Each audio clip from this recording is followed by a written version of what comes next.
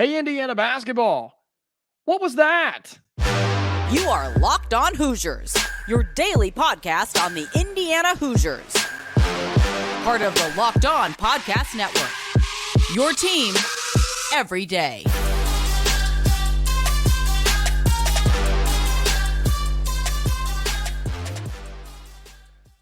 The Locked On Hoosiers podcast, your first listen each and every day, and I appreciate you making it so. Of course, we're a part of the Locked On Podcast Network, which is your team every single day. Here for a little bonus episode of Locked On Hoosiers to maybe bless your timeline on a Sunday. I just don't think that's going to be the case, unfortunately, with what we have to talk about today. Shout out to all of the everydayers out there, man. We are just, I talk about this every episode, man. We're growing.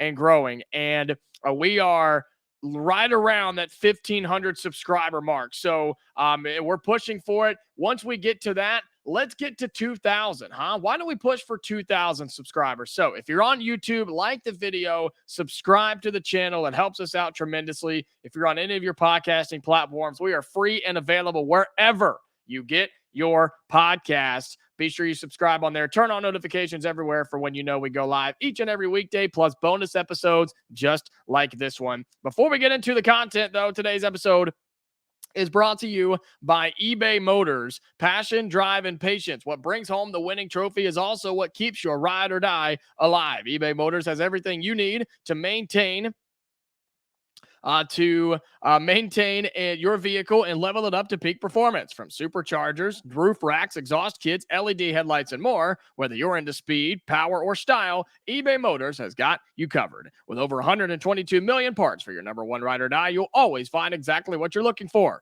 And with eBay Guaranteed Fit, your part is guaranteed to fit your ride every time or your money back.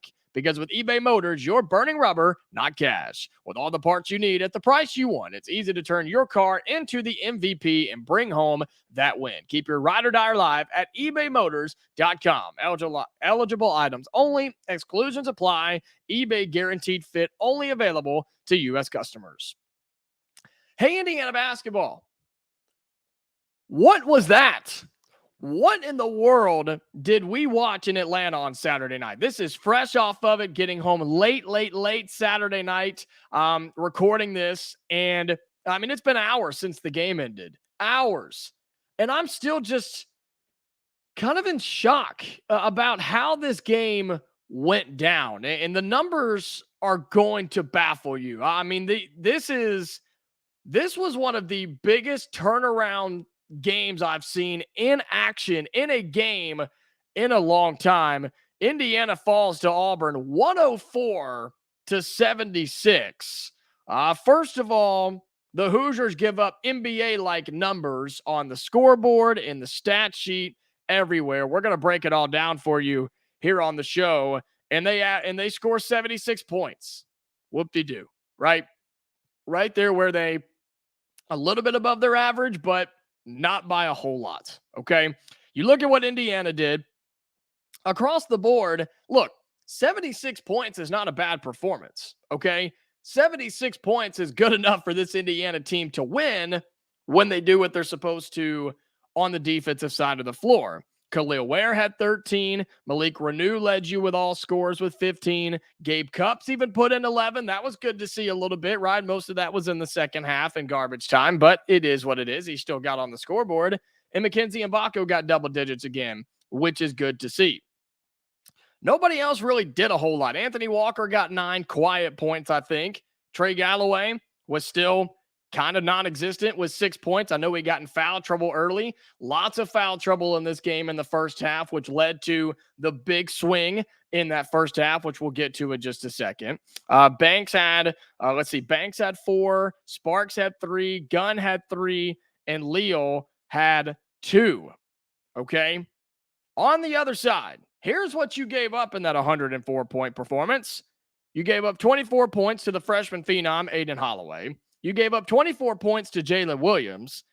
You gave up 12 points to their starting shooting guard, Denver Jones, 14 points to their backup shooting guard, KD Johnson, 10 points to their backup point guard, Trey Donaldson, and 11 points to Chad Baker-Mazara, another guy that comes off the bench. And, oh, by the way, their all SEC level player, Johni Broome, had 2 points. 2. He had 2 total points. And yet you held their best player to just 2 points on 1 of 6 shooting. But did we just forget about everybody else? Oh, wait. A team that can shoot the 3 ball beat Indiana and put 104 points on the board? That's crazy. That's such a crazy thought. No, it's not. No, it's not. I'm surprised this is the first time it's happened. And going into the game, I said the video we dropped on Friday, the podcast we dropped on Friday, the episode, the thing that we talked about was I believed that Indiana could win this game. If you played well defensively, you could win this game. And I think you did what you needed to do offensively. Heck, you came out on fire to start this basketball game. You hit back-to-back threes. That hasn't happened all year. You matched your game high in a season within the first 5 minutes of the game with 3-pointers made, right? And we're like, okay, here we go, right? Let's see what we can do. But the problem was Auburn matched it. Auburn matched what you were doing behind the arc early. And yeah, you got that double-digit lead, right? You were up significantly early. First 5 minutes, you were up and you won. You felt good. Indiana, this place was going nuts. I was there in Atlanta at State Farm Arena. Indiana fans, let me go ahead and say this. I know they've gotten a lot of love, and I'm going to give them some more. They showed up. You guys showed up in Atlanta for the Holiday Hoopsgiving. You outnumber the Auburn fans. And the distance traveled is about a 6-hour difference. And you outnumbered them, I'd say it was at least 60-40 Indiana fans, Hoosier fans versus Tiger fans. So shout out to you. And you guys were loud, just not loud for very long. And that has nothing to do with you. It has everything to do with the game. You let this Auburn team, who had their 2 worst games of the year shooting the basketball, coming off a loss at App State where they couldn't hit anything. The lid was so far over the basket that they couldn't even shoot. They should have even been there on Sunday. You let that team come into Atlanta and embarrass you in the Holiday Hoopsgiving. What was that? You give up 104 points. That should not happen in a college basketball game. Nevertheless, a Power 5, Power 6 type of game in a neutral site. That should not happen. And the fear that we all had of Auburn turning over Indiana, getting out and running and hitting big-time threes, it all happened here. It all happened. Everything that Auburn could have done to beat the Hoosiers, they did it. And they did it and did it and did it. Auburn, for the basketball game, shot 48% from the field, 35 of 72. They shot the ball 72 times. That's insane. They were 14 of 29 from deep. That's 48%. And they were 87% from the free throw line, 20 of 23. I know what the question's going to be, and I know what a lot of comments are already going to be. Well, Indiana ran into a hot team that night. Indiana just ran into a buzzsaw. That team there was nobody in the country that could beat that team. Bruce Pearl said, head coach of Auburn, he said that's the best we can play in his post-game press conference. So that's the best we're going to play all year. So is this the case of Indiana just running into a hot team? I think a little bit, but guess who caused them to have a great night? It was Indiana's defense. Indiana's lack of hustle, lack of effort, lack of communicating and rotations, and lack of physicality. Let's be honest there. Kel'el, Ware, and Malik Renew, they were in there. They just weren't doing a whole lot. They shut down Johni Broome. Cool. Good job. He had 2 points. But you let literally everybody else on the team beat you. And at what point do you have to make an adjustment and say, okay, let's let them go inside and let's defend the inside where we're better at defending rather than letting them just shoot all over the place and say, hey, beat us from the outside. Well, guess what? They did. They beat you from the outside. They beat you in the hustle game. You got transition game that we said Indiana couldn't afford to get into in a run and gun game. That happened. I mean, everything that could have gone wrong here did. You got off to that hot start, and there was a 30-point swing in the first half. Do we understand that? There was a 30-point swing in the first half. And I saw a stat, and I didn't write it down, so I'm going to try to remember it off the top of my head. Auburn had like 10 points through the first 7 minutes or 8 minutes of the game. They went on to score 94 in the rest. They scored 94 points in 30-plus minutes. That's almost 3 minutes or 3 points a minute. That's 3 points every possession, basically. Are we serious? How do you expect to win basketball games when teams are doing what they're doing? And this wasn't just a hot team in Auburn. Indiana did exactly what they always do. Give up wide open shots, offensive rebounds, kick back out for threes. And give a ton of credit to Auburn for making those shots, because many teams haven't done that this year against Indiana. But Auburn did. Auburn absolutely did. You look at Indiana's offensive numbers here quickly. 43% from the field. Okay, not bad. 35% from deep. That's the best we're ever going to see out of this Indiana team. 6 of 17 from deep. I'll take that all day. Now, of course, a lot of those, 4 of those to be exact, were in the first half and fairly early. And I think that's where Indiana ran into some offensive problems. Was they saw a couple go down and they didn't quit shooting. Mackenzie and Mgbako just kept shooting threes. He was 2 of 7. They just kept shooting. And then the offense just stalled out. Quit making good passes, turn the ball over. Right? They had 12 total turnovers. Here's the other problem. Auburn had 3. 3 turnovers the whole game. Surely you can get lucky and get some unforced turnovers here, right? So I understand the argument, if there is any, where Auburn played literally, and I agree with head coach Bruce Pearl over there. I mean, that's as good as a game as you can see a team play.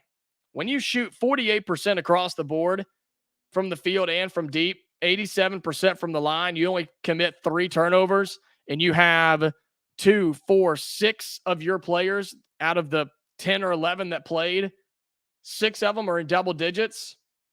I mean, what do you do? What do you do?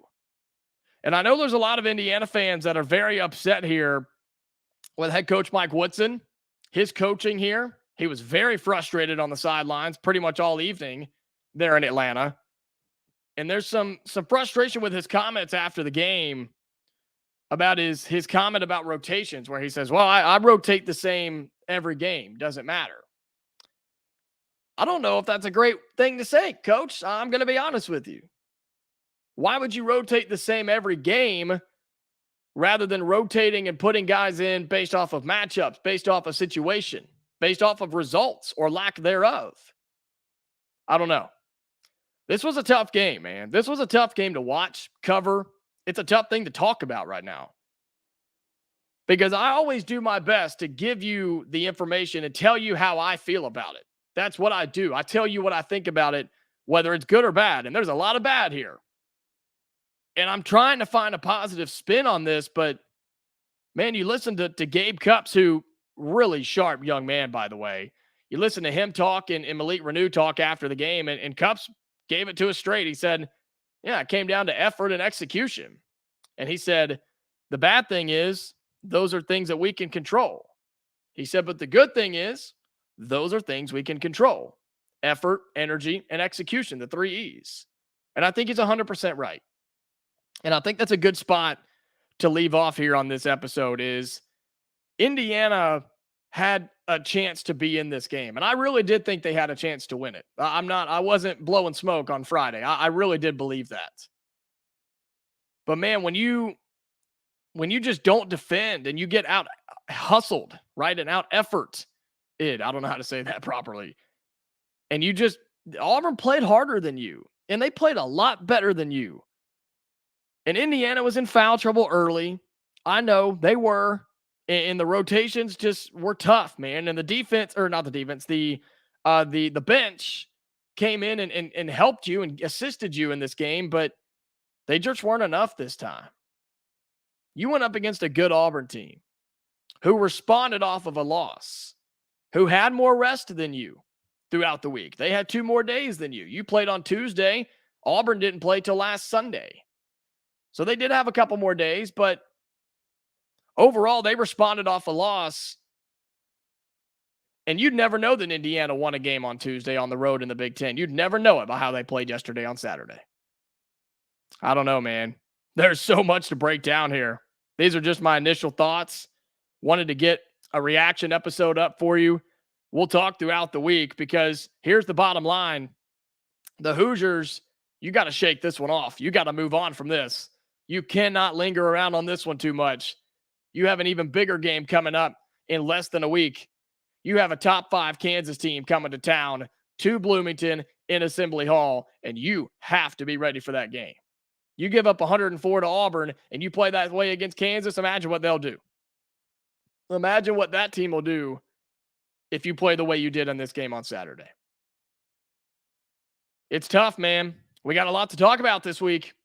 We'll have an episode going out tomorrow. That'll be Monday. We'll have an episode talking more Indiana basketball. We'll make sure we touch on the women as well. I know they played on Saturday, so we'll make sure we give them, show them some love as well and talk about that. We'll get you some more updates on the transfer portal and college football and kind of talk about where Curt Cignetti is with the Indiana football program, and all that'll be this week here on Locked On Hoosiers. Before we go, today's episode has also been brought to you by our friends over at Prize Picks. They are the largest daily fantasy sports platform in North America. I test my skills every day on Prize Picks, and it's the most exciting way to play daily fantasy sports. If you have the skills, you can turn $10 into $250 with just a few taps. Prize Picks is really simple to play. I can make my picks and submit my entry in less than 60 seconds. Yes, it is true. Go check out Prize Picks by going to prizepicks.com/LockedOnCollege and use code LockedOnCollege for a first deposit match up to $100. Prize Picks is daily fantasy sports made easy. If you're on YouTube, again, like the video, subscribe to the channel. We're growing. We are at this time probably eclipse that 1,500 mark. So thank you so much. I was wanting to get there before the start of the new year. And so thank you so much. Hey, let's make a push to 2,000, here on Locked On Hoosiers on the YouTube channel. To all of my audio listeners, thank you so much as well. Subscribe there if you're able to, and turn on notifications so you know when we go live. And just thank you so much to the everydayers for your support. It really does mean a lot. So until tomorrow, Hoosier fans, it's going to be okay. I promise. But we got to move on from this one. We'll talk more about it. Until then, stay safe, and I'll talk to you later.